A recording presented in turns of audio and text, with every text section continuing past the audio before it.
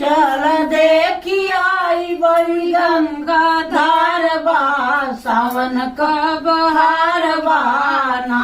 चल देखी आई हो, चल देखी आई बड़ी गंगा धार बा, सावन का बहार बाना।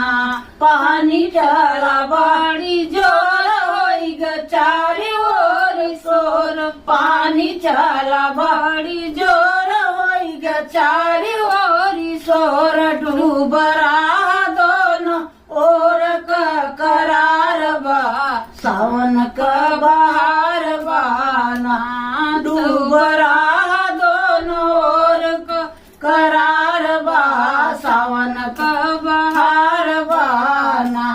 चल देखी आई हो, चल देखी आई बड़ी गंगा धार बा, सावन का बहार बाना। चल देखी आई हो, चल देखी आई बड़ी गंगा धार बा, सावन का